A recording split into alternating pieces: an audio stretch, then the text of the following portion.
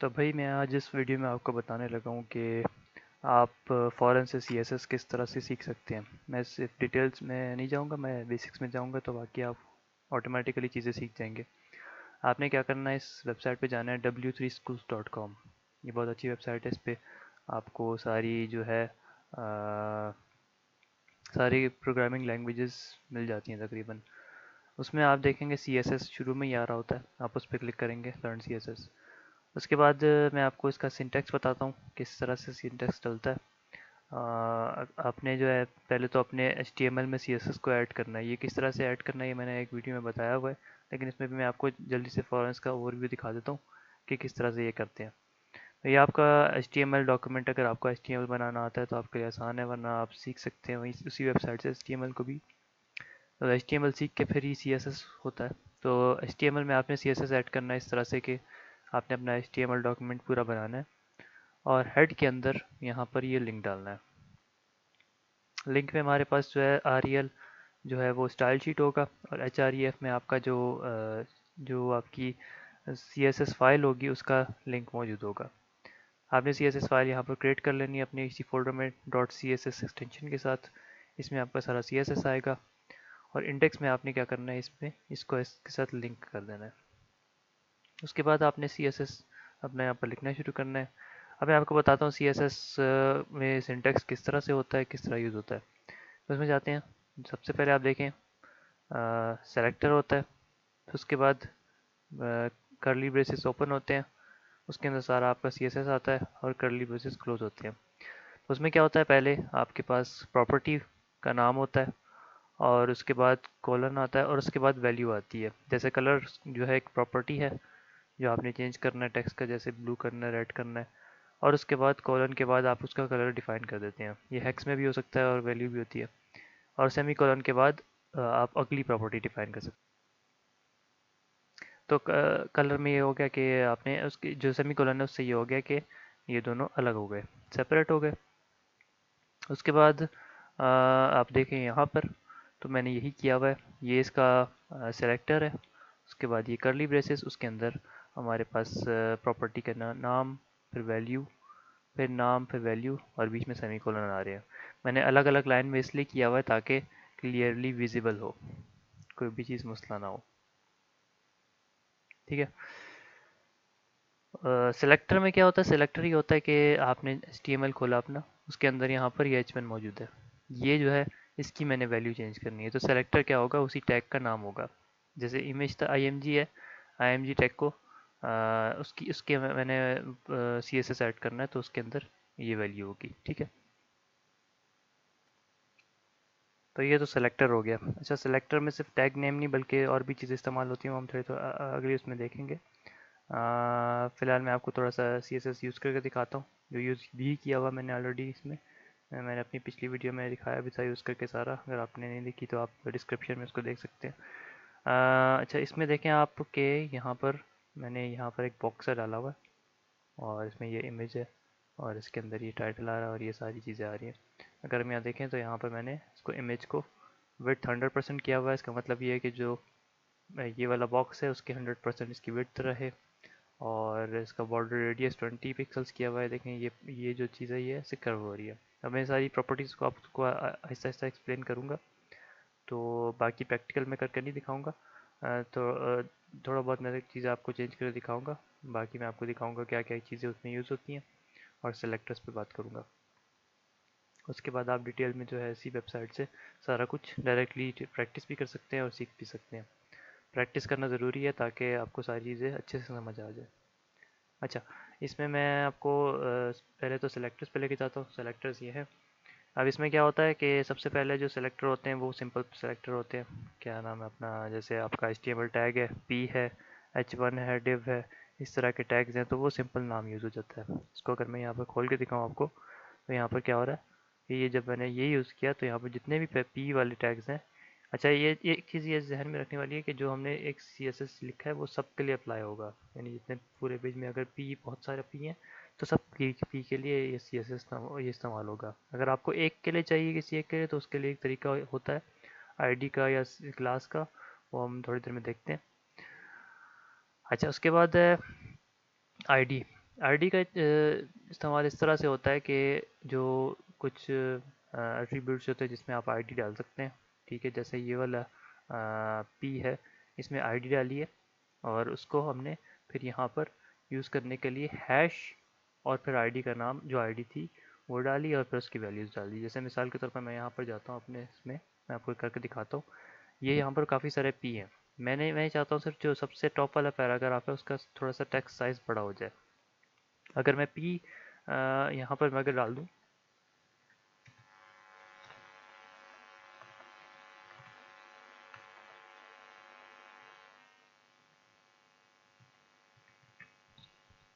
ठीक है, इसको मैंने डाला और फिर अगर मैं इसको चेक करता हूँ यहाँ पर, तो ये देखें हमारे जितने भी पैराग्राफ्स हैं वो सारे के सारे बड़े हो गए। बट मैं चाहता था कि जो पहला अगर पैराग्राफ है वही सिर्फ बड़ा हो। यानी अगर मैं जैसे इसको कर दूँ 30 पार्ट्स कर दूँ और फिर मैं देखूँ, तो मैं चाहता हूँ तकरीबन इतना बड़ा हो जाए, और लेकिन सबसे पहला वाला पैराग्राफ से बड़ा हो, बाकी सारे छोटे हो। तो आईडी इसीलिए इस्तेमाल होती है, सिर्फ मैं एक स्पेसिफिक को आईडी दे दूंगा। मिसाल के तौर पर मैं इसको कर देता हूँ आईडी, इसके अंदर जो एट्रीब्यूट यूज़ होगा पी के साथ आईडी इक्वल्स, इसको मैं कर देता हूँ फर्स्ट। ये मैंने इसको आईडी दे दी। अब आईडी इसको मैं अगर ये करना चाहता हूँ तो मैं क्या करूँगा, हैश फर्स्ट। ठीक है, और जब मैं सेव करूँगा और रिफ्रेश करूँगा तो देखें आप पहला के पैराग्राफ सिर्फ जो है ना वो बड़ा है, बाकी सारे छोटे हैं। तो इस तरह से आप इसको आईडी आईडी को यूज़ कर सकते हैं। अच्छा, अगली चीज़ हम जाते हैं तो C S S class selector है। जिस तरह से आईडी थी उसी तरह से क्लास है, सिंपल। आईडी और क्लास में फ़र्क ये है कि सिर्फ आईडी सिर्फ एक चीज़ के लिए यूज़ हो सकती है, और क्लास जो है काफ़ी सारों के लिए यूज़ हो सकता है। मिसाल की तरह अगर मुझे इसमें भी करना था, मतलब ऊपर और नीचे दोनों में मैंने मतलब दोनों को बड़ा करना था, दो पैराग्राफ को, या सबसे ऊपर वाले और सबसे नीचे वाले को बड़ा करना था, तो उसके लिए मैं क्या करूँगा, अब क्लास यूज़ करूँगा और दोनों को मैं सेम क्लास दे दूँगा। इसको मैं कर देता हूँ क्लास, आईडी की जगह क्लास बिग, और इसके अलावा इसको भी मैं कर देता हूँ क्लास और बिग, और मैं आ जाता हूँ। तो यहाँ पर अब जैसे हैश था, तो अब हैश की जगह हो जाएगा डॉट, डॉट बिग। जब मैं सेव करूँगा और यहाँ पर जब मैं रिफ्रेश करूँगा, अब देखें पहला और आखिरी पैराग्राफ दोनों, यानी 5 पैराग्राफ है टोटल, तो देखिए पहला वाला और आखिरी वाला दोनों बड़े हो गए। अब ये भी चीज़ है कि देखें अगर मैं चाहता हूँ कि जो बिग है वो सिर्फ पैराग्राफ्स हो और कोई चीज़ ना हो, मिसाल के तौर पर मैं अगर इसमें डाल देता हूँ क्लास, यही चीज़, और बिग कर देता हूँ उसको, तो होगा ये कि ये इसको भी वही चीज़ कर देगा, यानी H1 भी जो है वो भी सेम प्रॉपर्टीज उसमें आ जाएंगी। या मैं एक और बना लेता हूँ, वो करके दिखाता हूँ आपको। जैसे इसके नीचे मैं डाल देता हूँ H3,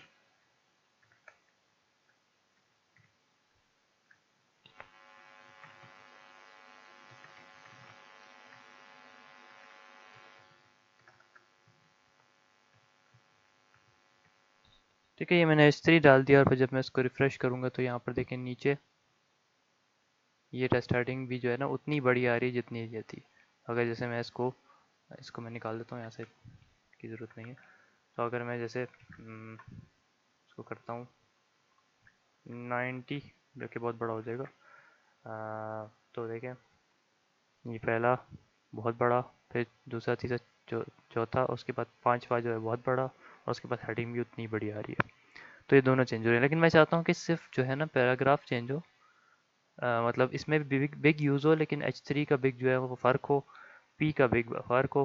तो मैं ये चाहता हूँ, लेकिन मैं चाहता हूँ सिर्फ ये वाला जो चीज़ यूज़ हो रही है, ये जो 90 पार्ट्स हो रहा है, ये सिर्फ पी के साथ हो, H3 के साथ ना हो।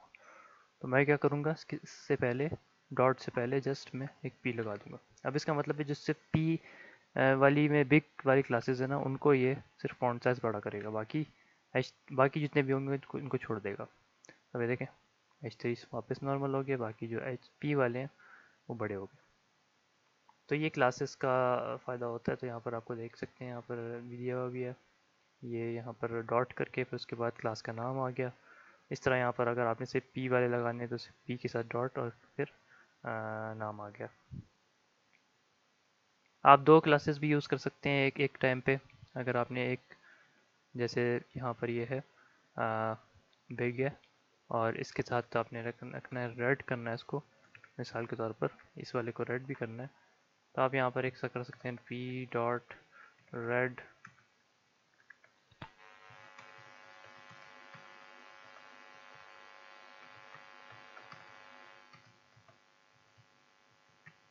तो ये मतलब ये क्लास जो है ना रेड करेगी सबको जो भी होंगे। तो यहाँ पर ये जो आखिरी पैराग्राफ उसको रेड कर दिया, पहले वाले को नहीं किया क्योंकि वहाँ पर हमने क्लास। तो ये मल्टीपल आप क्लासेस यूज़ कर सकते हैं, कभी इसको ये भी कर दो, उसको वो भी कर दो, ये भी कर दो, सब में आप देखें ये सिंटैक्स यूज़ होता है। उसके बाद यूनिवर्सल सेलेक्टर स्टार जो है, ये जो है वो इसलिए यूज़ होता है कि अगर आपने जितने भी हैं आपके एलिमेंट्स HTML पेज में, यानी जितने भी हैं उनका आपने मिसाल के तौर पर एक कलर देना है या कुछ करना है, तो आप सारों को एक ही स्टार से सेलेक्ट करके और फिर वो दे सकते हैं। मिसाल के तौर पर इन्होंने जो ट्राई किया हुआ, मैं ट्राई खोल के दिखा देता हूँ। यहाँ पर देखें जितने भी एलिमेंट्स हैं उनको ब्लू कर दिया, टेक्स्ट लाइन सेंटर और ब्लू चार करके, तो H1 P सारे जो है ना वो ब्लू भी हो रहे हैं और सेंटर भी हो रहे हैं। उसके बाद हमारे पास ग्रुपिंग सेलेक्टर है। ग्रुपिंग सेलेक्टर में ये होता है कि जो आपने अगर एक ही प्रॉपर्टी जो है वो तीन चार तरह के टैग्स को या सेलेक्टर्स को देनी है, तो आप कॉमा करके उनको लिख देते हैं। जैसे यहाँ पर ये H1 है, H2 है, P है, इन सब में टेक्स्ट अलाइन सेंटर है और कलर रेड है, सब में ये चीज़ आ रही है। लेकिन आप क्या करते हैं, आप क्या कहते हैं, ताकि इतना ज़्यादा ना लिखना पड़े, तो आप इनको H1 H2 और P करके लिख सकते हैं। अगर मिसाल के तौर पर इसमें कोई चीज़ एक्स्ट्रा ऐड करनी है साथ में, तो आप इस तरह करके लिख सकते हैं और फिर नीचे दोबारा से उसको अलग से उसी का टैग दोबारा बना सकते हैं। यानी ये तीन में आपने लिख दिया, ठीक है, उसके बाद एक अलग से H2 बना के उसका वो करके कॉमा ये डाल के और उसको अलग प्रॉपर्टी दे सकते हैं, वो भी काम करेगा। उसके बाद यानी आप में मकसद ये कहने का कि आप एक ही टैग को दो तीन दफ़ा भी यूज़ कर सकते हैं एक ही CSS के अंदर।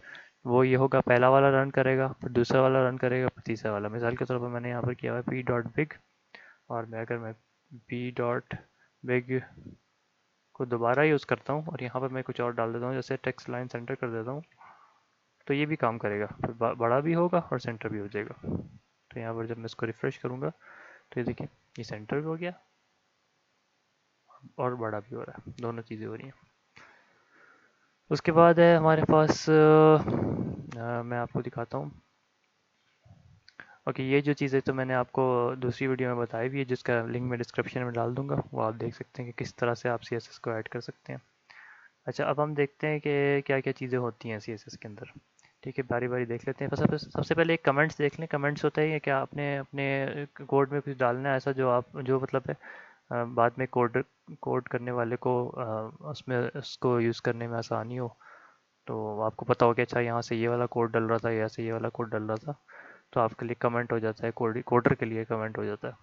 वो किस तरह से होता है, वो होता है स्लैश फिर स्टार, उसके नीचे उसके दरमियान आपने जो भी कमेंट है वो लिखना है, और फिर दोबारा से स्टार और स्लैश।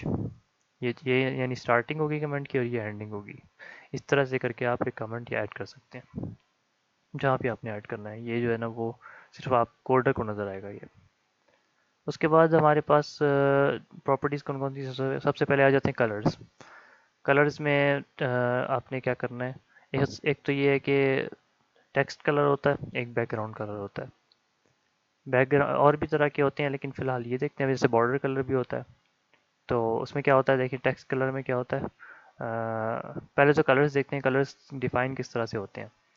तो कलर्स में ये होता है कि कुछ कलर्स होते हैं जो टेक्स्ट के जो नॉर्मल लिख के आ जाते हैं, जैसे यहाँ पर डॉजर ब्लू है, ठीक है, टोमेटो है, ये इस तरह के कलर्स हैं जो ये काफ़ी सारे आप चेक कर सकते हैं कि ये दे देता है। ये यहाँ पर इसने ये एक रेफरेंस दिया हुआ है जिसमें आपको सारे कलर नेम्स मिल जाएंगे जो आप लिख के सिंपली उनको ला सकते हैं। बट अगर आपने कोई कस्टम कलर लाना है जो मतलब बिल्कुल अलग है, जो इसमें नहीं दिया हुआ, तो उसके लिए थोड़ा सा डिफरेंट चीज़ यूज़ होती है, जो कि ये RGB हेक्स और ये HSL यूज़ होता है। आप उस गूगल में सर्च करें कि ये कलर है और उसको आप हेक्स उसकी वैल्यू देख लें, या अगर आपको हेक्स वैल्यू मालूम है किसी कलर की तो आप हेक्स वैल्यू भी इस्तेमाल कर सकते हैं। ये देखें, ये हेक्स है। हेक्स में क्या है? हैश और फिर इस तरह से 6 डिजिट का कोड होता है। ये आपका जो है ना वो कलर होता है। अब ये देखें, ये मिक्स करके ये बन जाता है तीनों कलर को, रेड ग्रीन ब्लू को। तो वो हेक्स वैल्यू से बन जाता है। ये अक्सर हेक्स वैल्यू दी होती है, तो अगर आपने कलर नेम की जगह ये डालना है तो ये डालेंगे तो ये भी आ जाएगा। तो फिर फॉर एग्जांपल यहाँ पर रेड था। मैं रेड को मैंने क्या किया हुआ था, कलर रेड किया हुआ है। मैं इसको करना चाहता हूँ हेक्स वैल्यू। अच्छा, इसमें एक और चीज़ है, देखें यहाँ पर जो है ना ये दिया हुआ है इसने, जो कोड एडिटर है ना, वो ऑलरेडी आपको सेलेक्टर दे देता है। यहाँ पर आप सेलेक्ट कर सकते हैं इसको इजीली। बट हम लोग यहाँ पर अभी एक्स को देखते हैं। जैसे मैं यहाँ पर इसको रेड करना चाहता हूँ, तो मैं थोड़ा डिफरेंट किस्म का रेड करना चाहता हूँ, तो मैं थोड़ा सा इसको कम कर देता हूँ, इसको कम कर देता हूँ। ये वाला रेड मैं चाह रहा हूँ इसमें आ जाए। तो मैं इसको कॉपी करूँगा और जो रेड था वहाँ पर यानी इस जगह पे कलर, और ये मैं पेस्ट कर दूंगा।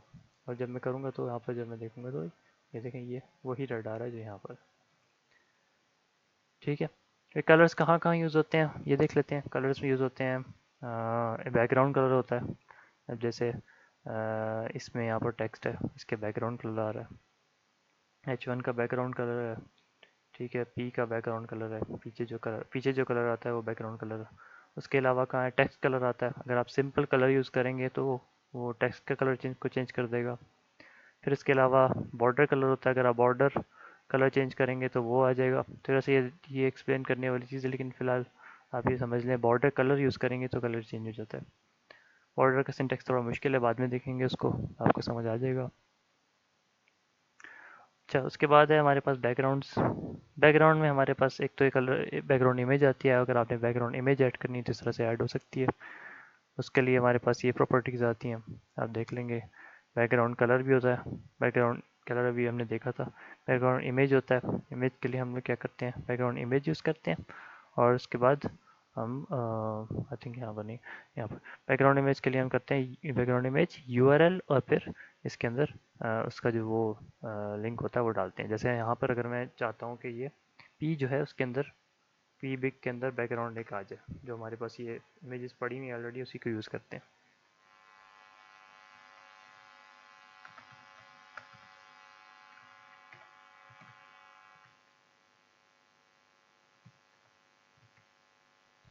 तो ये देखें आप कि एडिटर ने मुझे खुद ब खुद वो इमेज उठा के दे दी।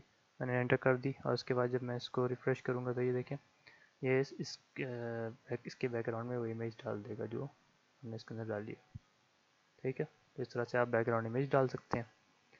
और उसके अलावा इसकी कुछ प्रॉपर्टीज़ होती हैं, जैसे रिपीट, यानी अगर हम अभी हमने डाला तो ये बार बार रिपीट हो रही होगी, नज़र नहीं आ रही लेकिन रिपीट हो रही होगी। फिर इसका साइज़ होता है, बैकग्राउंड साइज़ होता है, लेकिन ये यहाँ पर नहीं दिया हुआ, लेकिन एक बैकग्राउंड साइज़ होता है, बैकग्राउंड रिपीट होता है, बैकग्राउंड की पोजीशन होती है। फिर बैकग्राउंड अटैचमेंट एक बहुत इंपॉर्टेंट चीज़ है। बैकग्राउंड अटैचमेंट में ये होता है कि जब आप इसको स्क्रॉल कर रहे हैं देखेंगे फिक्स्ड है, लेकिन हम अगर चाहते हैं कि ये जब हम स्क्रॉल करें तो इसके साथ साथ मूव करें, जैसे अक्सर वेबसाइट्स में होता है। तो हम देखें यहाँ पर एक चीज़ करते हैं, बैकग्राउंड अटैचमेंट।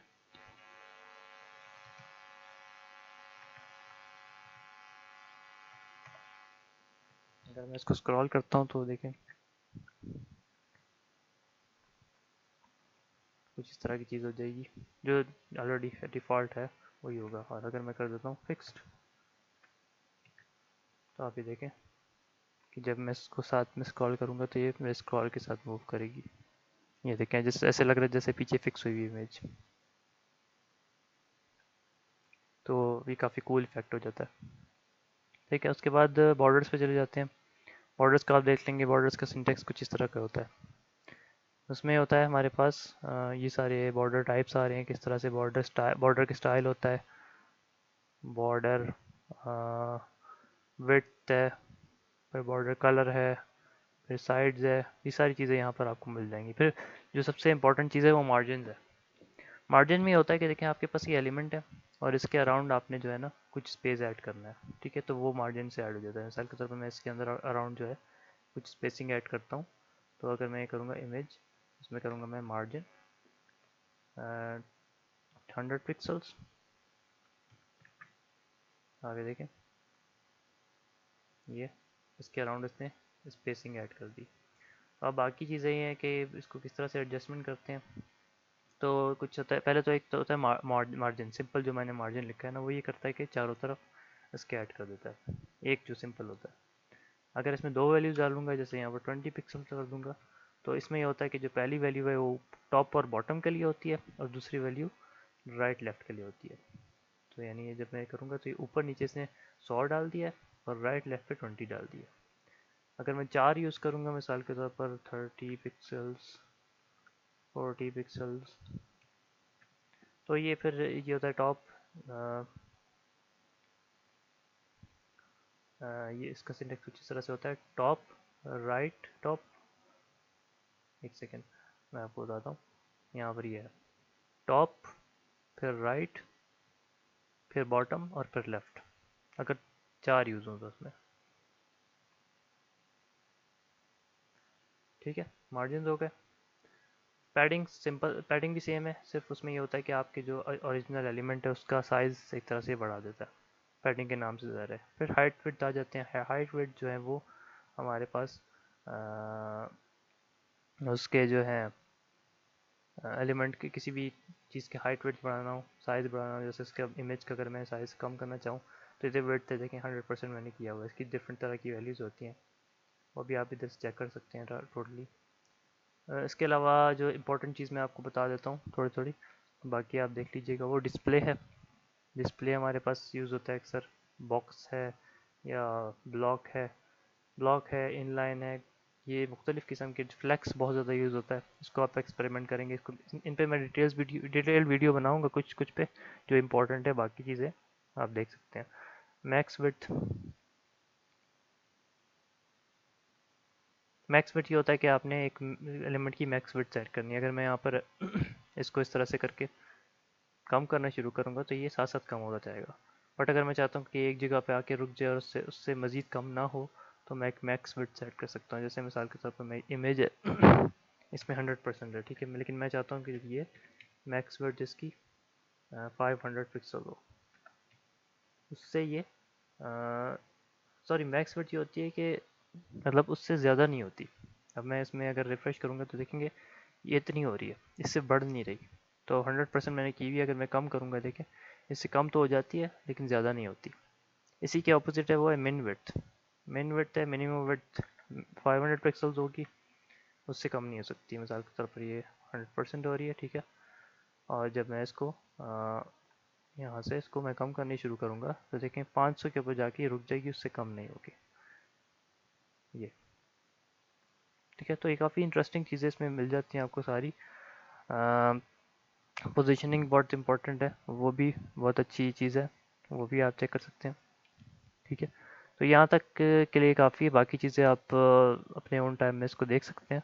और ये चीज़ें ज़्यादा मुश्किल नहीं है, सीएसएस को सीखना ज़्यादा मुश्किल नहीं है। इसमें सिर्फ ये करना होता है कि आपने जो भी चीज़ आपने करनी है अपने चीज़ में, अपने वेबसाइट में चेंज करना है कोई भी, तो आप सबसे पहले चेक करेंगे कि जो सीएसएस यहाँ पर है हमारे पास ट्यूटोरियल है, उसके अंदर क्या क्या प्रॉपर्टी उसके लिए अवेलेबल है, ठीक है। मुख्तलिफ़ किस्म के मैंने प्रॉब्लम्स जो फेस किए हैं उस वाले से भी वीडियो बनाऊँगा कि ये अगर ये होता है तो इस केस में आप क्या कर सकते हैं, अगर ये होता है तो इस केस में आप क्या कर सकते हैं, ठीक है। ये बेसिक्स थी, इसको आप देख, ठीक है। इतना आपको सीएसएस आ जाएगा कि आप आराम से अपना एक प्रोडक्शन लेवल कोड बना सकते हैं, ठीक है।